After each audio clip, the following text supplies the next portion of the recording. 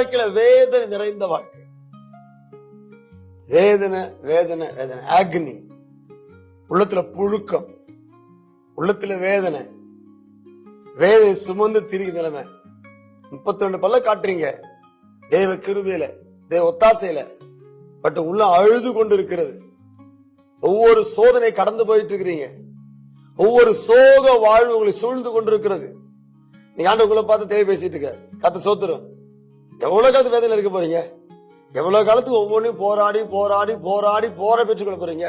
உங்களுக்கு உண்டானதே வரமாட்டேங்க. போராடி போராடி கேட்டு பெற்று சுகவாழ்வு இல்ல. ஆண்டு சுகவாழ்வு சிக்க துலுக்கான சொல்ல.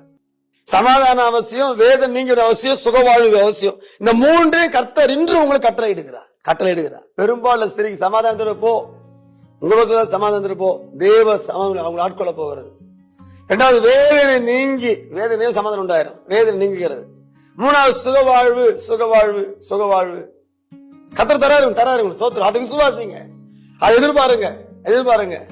இதுவே கால சோர்ந்து போய் விடாய்த்து போய் விரக்தி ஆகி நடைபெறமா அப்படியே வெறுமையா போயிட்டு இருக்கிறேன், வருத்தத்தோட அதுக்கெல்லாம் முற்றுப்புள்ளி உண்டாகிறது என்று விசுவாசிங்க. அதெல்லாம் முற்றுப்புள்ளி உண்டாகிறது என்று எதிர்பாருங்க.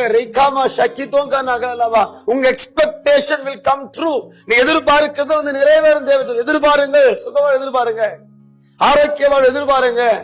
வியாதி வியாதி வியாதி ஆண்டவர் சுகம் தருவேன் ஆண்டவர் சொல்றார்.